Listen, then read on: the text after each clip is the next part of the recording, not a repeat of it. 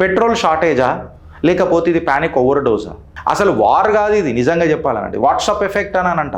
Petrol లేదనంటే ఇట్లా, అబ్బా పెట్రోల్ లేదంటే ఇట్లా. వాస్తవానికి చాలా ఇబ్బందులు ఉంటాయి పెట్రోల్ లేకపోతే. నేను అది డినై చేస్తలే. వెనకటికి వీళ్ళు డీలర్స్ ఎవరైతే పెట్రోల్ బంప్స్ ఉంటాయి కదా ఫ్రెండ్స్, వాళ్ళందరికీ ఒక క్రెడిట్ సిస్టమ్ ఉంటుండే.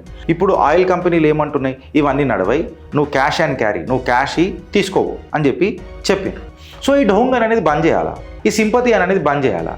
ఇప్పుడు మనం ఏమంటున్నాం, అడ్వాన్స్ పేమెంట్ కట్టాలా అని చెప్పి మాట్లాడుతున్నాం. ఎందుకు అయిపోయిందని అంటే డీలర్స్ దగ్గర ఇమీడియట్ క్యాష్ లేకపోతే ఆడేమో దందా క్యాష్లో చేస్తాడు, కానీ ఆడి దందా ఎట్లా కావాలి, క్రెడిట్లో కావాలి. అందుకే ట్యాంకర్స్ అన్ని డిలే అవుతున్నాయి. గవర్నమెంట్ నిన్న క్లియర్ కట్గా చెప్పింది, 3 నెలల స్టాక్ ఆల్రెడీ ఉన్నది రాబాయ్, సప్లై మంచిగానే ఉన్నది రాబాయ్, డిమాండ్ కంటే ఎక్కువ సప్లై ఉన్నది రాబాయ్, టెన్షన్ పడకుర్రి అని చెప్పి క్లియర్ కట్గా చెప్తుంది. ఇప్పుడు స్ట్రేట్ ఆఫ్ హోర్ముజ్ వల్ల గ్లోబల్ ఫియర్ జరిగింది అని అనడం అనేది ఒక మూర్ఖత్వపు లక్ష్యం. పంపులు డ్రై అయినాయి అంటే ఎందుకు డ్రై అయినాయి అనేది రీజన్ ఎవడన పోయిందా? నువ్వు క్లియర్ కట్గా నీ దందా క్రెడిట్లో చేస్తున్నావా? చేస్తలేవు. నువ్వు కస్టమర్ దగ్గర పైసలు తీసుకుంటున్నావు. Is nothing but a fake shortage feeling. 60 million బ్యాలర్ల రష్యన్ ఆయిల్ నాకు కావాలా అని చెప్పి ఆర్డర్ పెట్టేసిండు. మీ ఒక్క ఓటు ఏడదాకా మారుస్తుందో మీరు చూడండి. సచ్చా భారతీ భాई, भारतीयों को नुकसान नहीं करेगा, भारतीयों को तकलीफ नहीं देगा, बस भरोसा रखो उन पे. अब थोड़ा प्रॉब्लम आया तो उसमें हल्ला क्यों? Gautam Model School, Sun City branch, admissions are open for 2026. No admission fee, free school uniform and also bus transportation available for nursery to 10th class. Hurry up. Address, Sun City branch opposite Kasturba Trust. Limited seats. Contact us now 8121573123 and 8977113123. మనం ఏడికైనా వచ్చినా కానీ ఒక పంచాయతీ నడుస్తున్నది. ఇవాళ నేను వస్తుంటే కూడా మళ్ళీ లైన్లో చూసినాం. నేను ఒక కమెంట్ నిన్న మాట్లాడినా, దేశానికి నువ్వేం చేసినావు, అరే ఇంత కఠోరంగా ఎట్లుంటావు అని ఒకటి నిన్న కమెంట్ పెట్టిండు. నేను గిట్లనే ఉంటా. కఠోరంగా ఎందుకు ఉంటావు అని అంటే నిన్న నా మనస్సాక్షి క్లియర్ కట్గా చెప్పింది ఆ లైన్లను చూసిన తర్వాత. కొంతమంది న్యూస్ రిపోర్టర్లు అక్కడ కూర్చొని పబ్లిక్ని మాట్లాడుతుంటే వాళ్ళ ఆవేదన వ్యక్తం చేస్తున్నారు. పబ్లిక్ ఎప్పుడు కూడా ఆవేదన వ్యక్తం చేస్తారు. ఇప్పుడు ఫర్ ఎగ్జాంపుల్ నువ్వు ఒక మైక్ పట్టుకొని నన్ను అడిగితే ఫస్ట్ నేను కీడే మాట్లాడతాను. ఇప్పుడు నేను కూడా కీడేయించే మెయిలేయించు అని అంట. సో ఆబ్వియస్గా ప్రజలకు సొల్యూషన్ తెలియదు. ప్రజలకు ఏడ సొల్యూషన్ తీసుకోవాలో ఆడనే తెలుస్తుంది. అంతేగాని ప్రతి సొల్యూషన్ అందరికీ తెలియాలని అంటే కూడా కుదరదు. కొన్ని చదివి మాట్లాడాలా. నువ్వు ఇప్పుడు ఒక ఆటో డ్రైవర్ దగ్గరికి పోయినావు. ఆటో డ్రైవర్ దగ్గర పోయి ఏమవుతుంది అని అంటే ఆయనకి ఏంది పాపం, ఆయన స్కూల్ ఫీజులు కట్టుకోవాలా, అలా భార్య పిల్లలను చల్లగా చూసుకోవాలా. ఆల్రెడీ ముందు ఈ ఫ్రీ బస్సు ద్వారా ఆయన జిందగీ ప్రాబ్లం అవుతున్నది. ఇప్పుడు మళ్ళీ ఈ పెట్రోల్ స్ట్రైకులు అని అంటే నేను బతికేది ఎట్లా అన్న ఆవేదన కనపడుతుంది. సో క్వశ్చన్స్ నువ్వు ఎవరిని అడుగుతున్నావు అని అనేది చాలా ఇంపార్టెంట్ ఉంటుంది. అండ్ మోర్ ఓవర్ నేను ఇప్పుడు డాట్స్ కనెక్ట్ చేసి మాట్లాడుతున్నా. యాక్చువల్గా ఇది గిరీష్ మాట్లాడతలేడు, మళ్ళీ ఫస్ట్ పోస్ట్లో వచ్చిన కథనమే నేను తీసుకొని వచ్చి మాట్లాడుతున్నా. నేను మాట్లాడితే మీకు ఒక ఒపీనియన్ అవుతుంది కదా. గిరీష్ గారు ఎప్పుడు బత్తాయి అని అంటారు కదా, బత్తాస్ పలుకుతాడు కదా, మోడీ భక్తుడు అని అంటారు కదా, అంధభక్తు అని అంటారు కదా. మళ్ళీ నేను అంధభక్తునా అఖండ భక్తునా అని అనేది మీరు డిసైడ్ చేయండి. ఫస్ట్ పోస్ట్లో వచ్చిన కథనం చిత్రగుప్తి ఇప్పుడు చిట్టా ఇప్పుతున్నది. పెట్రోల్ షార్టేజా లేకపోతే ఇది ప్యానిక్ ఓవర్ డోసా?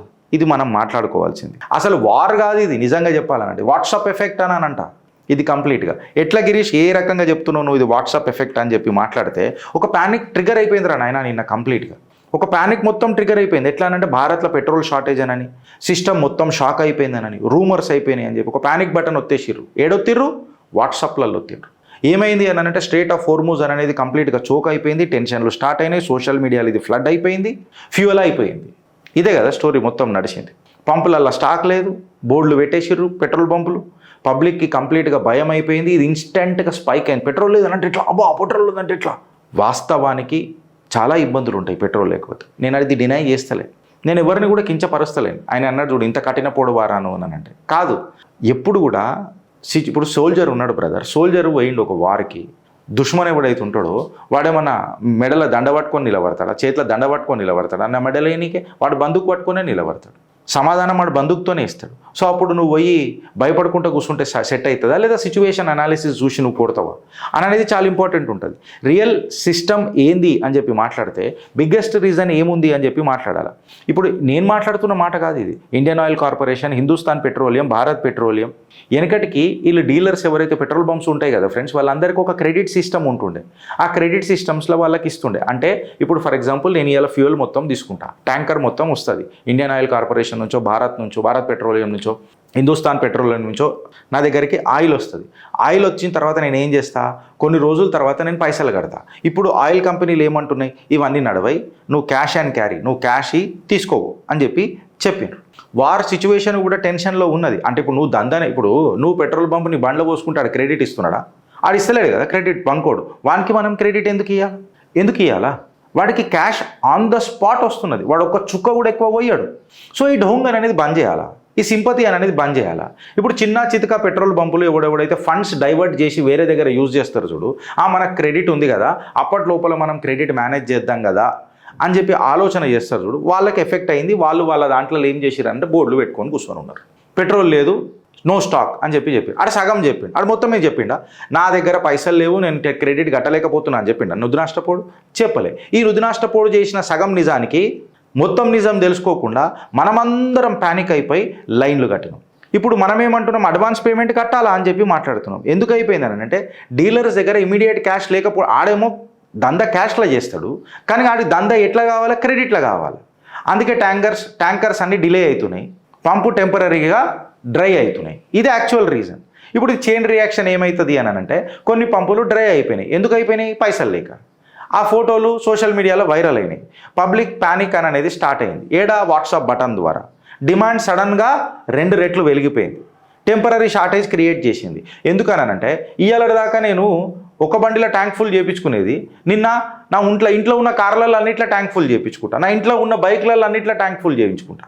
నేను బైక్ ఎక్కువ వాడకపోవచ్చు, ఫర్ ఎగ్జాంపుల్ చెప్తున్నా, నేను బైక్ ఎక్కువ వాడకపోవచ్చు, అయినా పెట్రోల్ ఏమవుతుందో తెలియదు, యుద్ధ మేఘాలు ఉన్నాయి కదా మొత్తం ప్రపంచంలో అని చెప్పి నేను పోసుకుంటున్నా. అయితే ఇప్పుడు ఇది ఏమైందని అంటే గవర్నమెంట్ నిన్న క్లియర్ కట్గా చెప్పింది, 3 నెలల స్టాక్ ఆల్రెడీ ఉన్నది రాబాయ్, సప్లై మంచిగానే ఉన్నది రాబాయ్, డిమాండ్ కంటే ఎక్కువ సప్లై ఉన్నది రాబాయ్, టెన్షన్ పడకుర్రి అని చెప్పి క్లియర్ కట్గా చెప్తుంది.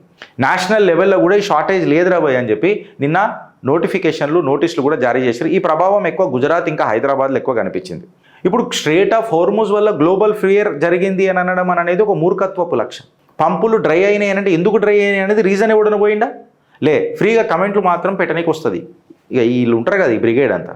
ఇప్పుడు యాక్చువల్ ఫ్యూయల్ ఇంటాక్ట్ అనేది ఉన్నది. భారత్లో రిఫైనరీస్ ఆగిపోయినాయా? ఆగలే. భారత్లో ట్యాంకర్లు ఆగిపోయినాయా? ఆగలే. స్టాక్లు ఉన్నాయని చెప్తున్నా అంటే క్లియర్ కట్గా గవర్నమెంట్ చెప్పింది. ఏమనని మా దగ్గర 3 నెలలు 2 నెలల స్టాక్లు క్లియర్ కట్గా ఉన్నాయి అని చెప్పి క్లియర్ కట్గా చెప్తుంది. అయ్యింది ఏంది అని అంటే ఇప్పుడు ఆడ యాక్చువల్గా ఈ రిపుల్ ఎఫెక్ట్ అని అంటారు. నిన్న కూడా మనం మాట్లాడుకున్నాం. ఇప్పుడు ఫర్ ఎగ్జాంపుల్ నేను చిత్రగుప్త చెప్పినాను అనుకో, గిట్ల ప్యానిక్ రాబాయ్, ఈ ప్యానిక్ సిచ్యువేషన్ గిట్ల ఉన్నది రాబాయ్ అని చెప్పంగానే ఫ్యూల్ అయిపోయింది రాబాయ్ అని నేను చెప్పంగానే ఏమవుతుంది అని అంటే నా రిక్వైర్మెంట్ డబుల్ అవుతుంది, నా రిక్వైర్మెంట్ ట్రిపుల్ అవుతుంది. నేను రోజు బండే నడప 2 వీలరు, అట్లాంటి దాంట్లో ట్యాంక్ ఫుల్ చేయించుకుంటా. అంటే నార్మల్గా 100 మంది ప్రజలు 100 లీటర్ల పెట్రోల్ వాడుకుంటారు అని అనుకుందాం. ప్యానిక్లకు వచ్చేసరికి ఏం చేస్తారనంటే ఈ 100 మంది ప్రజలు 200 నుంచి 300 లీటర్లు వాడతారు. ఇప్పుడు నేనేం చేసినా నా 2 కార్లలో ఫుల్ ట్యాంక్ చేయించుకున్నా, నా 2 బైక్లలో ఫుల్ ట్యాంక్ చేయించుకున్నా. ఇంకేమనంటే ఒక ఏదో పోయి మనకు తెలిసిన ఉంటే డబ్బా పెట్టుకుంటాం కూడా, ఇట్లా కూడా చేస్తారు కొంతమంది.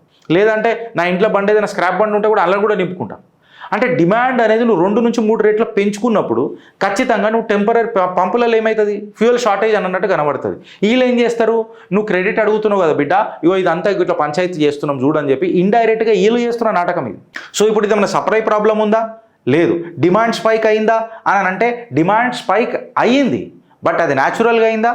కాదు, కృత్రిమంగా అయింది. వీళ్ళు ఏం చేసారు, ఒక బోర్డు పెట్టంగానే చిన్న చితుకోడు ఫండ్స్ డైవర్ట్ చేసిన చిల్లరగాడు, అందరు చేయలే, మళ్ళా ఫండ్స్ డైవర్ట్ చేసిన చిల్లరగాడు ప్యానిక్ బటన్ ఒత్తిండు. ఇప్పుడు నేనేం అడుగుతున్నా చిన్నగా, నన్ను నమ్మకండి, తెలంగాణ గవర్నమెంట్ ఇప్పుడు దీనికి మొత్తం నేతృత్వం ఎవరు వహించాలా? సెంట్రల్ గవర్నమెంట్ వహించాలా అని చెప్పి రాష్ట్ర సర్కారు చెప్తుంది. అగరు కూడా రేవంత్ రెడ్డి సర్కారుకి బీజేపీ యొక్క నాడి దొరికితే ఈ ప్రాబ్లంలా కాంగ్రెస్ ఊకుంటుండేనా? తెలంగాణ గవర్నమెంట్లో కూడా ఇవాళ ఒక ముచ్చట మాట్లాడారు. ఏందనంటే 3 నెలల స్టాక్ మన దగ్గర క్లియర్ కట్గా ఉన్నది, సప్లై డిమాండ్ కంటే ఎక్కువ ఉన్నది, ఈ రూమర్స్ అన్నిటిని ఇగ్నోర్ చేయండి అని చెప్పి నేను మాట్లాడలే. ఉత్తమ్ కుమార్ రెడ్డి గారు కూడా స్టేట్మెంట్ ఇచ్చిండ్రు, రేవంత్ రెడ్డి గారు కూడా సమీక్ష పెట్టిండ్రు. అగరు కూడా నిజంగానే కొంచెమన్నా బనక్ దొరికిన ఉంటే ఫర్టిలైజర్ల మీద పంచాయతీ ఎట్లా చేసిర్రా? ఒక మాట అడుగుతున్న కాంగ్రెస్ వాళ్ళు, పంచాయతీ పెంట చేసిర్రా లేదా? చిత్రగుప్తుల కథనం వచ్చేదాకా నడుస్తూనే ఉన్నది. ఇది ఫర్టిలైజర్లు ఏ రకంగా అవుతున్నాయి, రామగుండం ఫర్టిలైజర్ ప్లాంట్ ఎందుకు ఫుల్ స్కేల్లో పనిచేస్తలేదు, అందులో ఊకే బ్రేక్ డౌన్లు ఎందుకు అవుతాయి, మళ్ళీ ఎవడెవడు జేబులలో ఎంతైతే పోతున్నది మెయింటెనెన్స్ యాక్టివిటీలలో, పేటీఎం బ్యాచ్లు ఎవడు, ఫోన్పే బ్యాచ్లు ఎవడు అని మనం అడిగినాం. మనం అడిగిన తర్వాత ఫర్టిలైజర్ పంచాయతీ లొల్లి కథమైంది. ఇప్పుడు చైనాతో పంచాయతీ జరిగింది, మనకు డయానం అమోనియం ఫాస్ఫేట్ ఆడికే వచ్చింది, మళ్ళీ వెనకటికి మీరేం చేసిర్రా భయ్ అని చెప్పి అంటే నేను అనేది ఏంటంటే ఇప్పుడు కాంగ్రెస్ని తిట్టడం అనేది మన లక్ష్యం కాదు. ప్రాబ్లం ఏంటంటే కాంగ్రెస్ దీన్ని ఆపర్చునిటీగా రాజకీయాలలో ఉపయోగించుకుంటుండే కదా. And companies like Indian Oil corporation, Bharat petroleum, Hindustan petroleum వీళ్ళు క్లియర్ కట్గా ప్రెస్ రిలీజ్ జారీ చేశారు. షార్టేజ్ లేదురా నాయన, కొంతమంది డిస్ట్రిబ్యూటర్ల దగ్గర డీలర్ల దగ్గర ఈ పంచాయతీ నడుస్తున్నదని చెప్పారు. ఈ పానిక్ బటన్ అనేది వాట్సాప్లో కొట్టిండ్రు. ఇలా క్లియర్ కట్గా సింగిల్ షాట్లో మనం ఒకటి మాట్లాడాలనంటే అడ్వాన్స్ పేమెంట్ రూల్ అనేది ఒకటి వచ్చింది. నువ్వు క్లియర్ కట్గా నీ దందా క్రెడిట్లో చేస్తున్నావా? చేస్తలేవు. నువ్వు కస్టమర్ దగ్గర పైసలు తీసుకుంటున్నావు. పైసలు చేసుకొని నాకు క్రెడిట్ కావాలనేది కరెక్టా? అంటే నువ్వు అడ్వాన్స్ పేమెంట్ కట్టాల్సిందే, ఈ రూమర్స్ అన్ని పోవాల్సిందే. లోకల్ డ్రై అవుట్ అనేది పానిక్ బటనే. ఈ పానిక్ బటన్ ఏడ స్టార్ట్ అయిందనంటే వాట్సాప్లో స్టార్ట్ అయింది. సో వాట్సాప్లో స్టార్ట్ అయిన ఈ పానిక్ బటన్, ఈ లోకల్ డ్రై అవుట్స్ అండ్ ఈ rumours for an advance payment, failing to pay for an advance payment is nothing but a fake shortage feeling. ఇప్పుడు మీకు క్లియర్ కట్గా అర్థమైందని అనుకుంటా ఫ్రెండ్స్. మీ ప్రభుత్వం ఏం చేస్తుందో కూడా ఒకసారి మనం మాట్లాడాలి కదా. India orders a record of 60 million barrels of Russian oil for April వచ్చిందా? ఇంకా రాలే. నీ దేశ ప్రధాని ఏం చేసిండు? Already 60 million barrels Russian oil నాకు కావాలా అని చెప్పి ఆర్డర్ పెట్టేసిండు. మీ ఒక్క ఓటు ఏడదాకా మారుస్తుందో మీరు చూడండి. सच्चा भारतीय भाई भारतीयों को नुकसान नहीं करेगा, भारतीयों को तकलीफ नहीं देगा, बस भरोसा रखो उन पे. अब थोड़ा प्रॉब्लम आया तो उसमें हल्ला क्यों? చిన్న ప్రాబ్లం అయితే మొత్తం హల్లా ఎందుకు చేస్తావు? సమజ్కే చలోనా.